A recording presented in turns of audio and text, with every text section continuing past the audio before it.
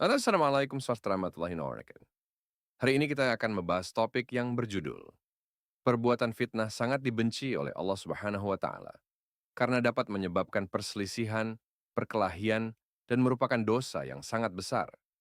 Selain itu, sifat munafik juga sangat dibenci oleh Allah Subhanahu wa taala dan merupakan salah satu sifat yang paling hina pada seseorang. Pertanyaannya, mengapa demikian? Penjelasan di bawah ini disampaikan oleh Dr. Arifin S. Siregar. Catatan.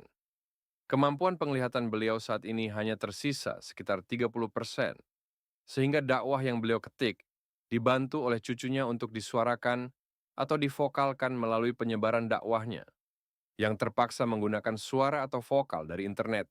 Oleh karena itu, mohon maaf atas ketidaknyamanannya. Pembahasan pertama. Fitnah adalah perbuatan di mana seseorang menyebarkan cerita tentang orang lain, baik itu tentang keluarganya atau orang lain. Cerita yang disampaikannya biasanya sudah dibumbui atau ditambahi dengan informasi palsu yang tidak sesuai dengan kenyataan.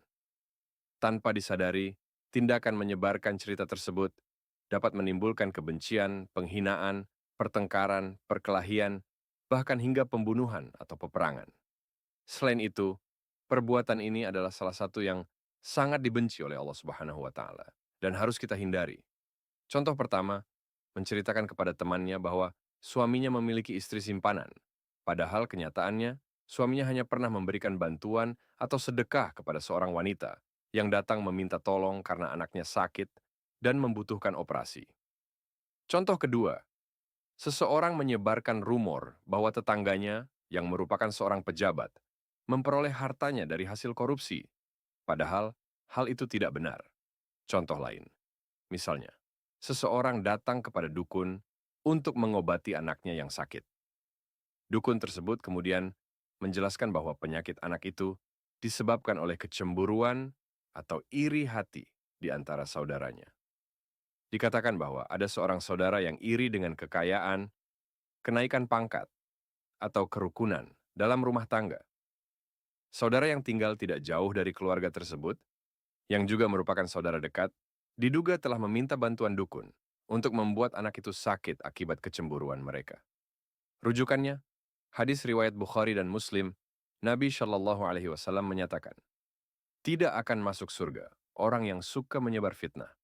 Dan dalam Quran, surah Al-Qalam ayat 10 verse 11, Allah Subhanahu wa taala berfirman, "Dan janganlah kamu ikuti orang yang banyak bersumpah lagi hina, yang banyak mencela dan yang suka menyebar fitnah."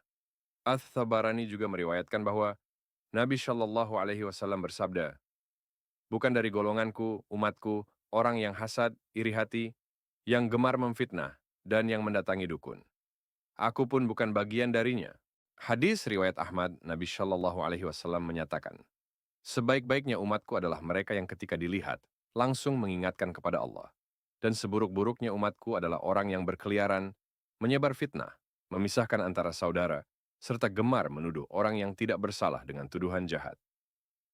Pembahasan kedua.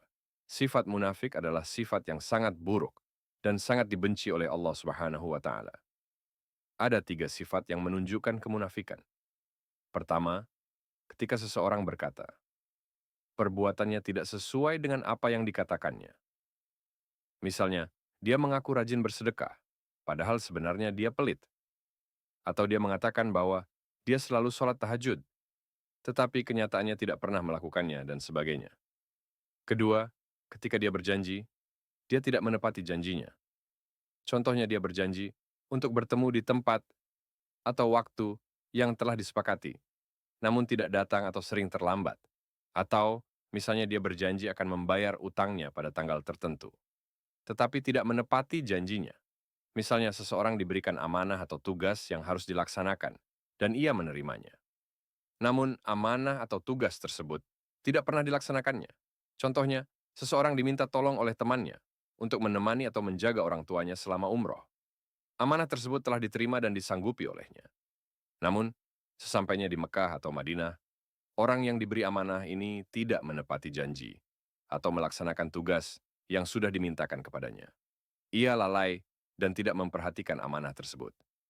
Contoh lain adalah seseorang yang mengaku sangat mencintai, menghormati, taat, dan patuh kepada Nabi Shallallahu Alaihi Wasallam, namun dalam pelaksanaannya justru menjatuhkan martabat atau kehormatan Nabi Shallallahu Alaihi Wasallam. Misalnya ketika bersholawat, ia menambahkan kata Sayyidina sehingga menjadi Allahumma sholli ala Sayyidina Muhammad. Padahal sholawat yang diajarkan Nabi Shallallahu Alaihi Wasallam tidak menggunakan kata Sayyidina. Dengan menambahkan kata tersebut, berarti ia tidak mengikuti contoh yang diberikan Nabi Shallallahu Alaihi Wasallam mengenai sholawat yang seharusnya tanpa Sayyidina. Selain itu, penambahan kata Sayyidina dapat menganggap martabat Nabi Shallallahu Alaihi Wasallam lebih rendah dibandingkan dengan penghormatan yang diberikan kepada Sayyidina Hamzah atau Sayyidina Ali yang menggunakan kata Sayyidina sebagai bentuk penghormatan. Demikianlah pembahasan kita pada topik kali ini. Lebih dan kurangnya saya mohon maaf. Amin ya rabbal alamin, mohon sejawat, menyebar luaskan dakwah-dakwah ini. Semoga kita mendapat pahala karena telah menyebarkan dakwah ini. Saya akhiri dengan mengucapkan, wassalamualaikum warahmatullahi wabarakatuh. Sampai bertemu di video saya selanjutnya. Terima kasih.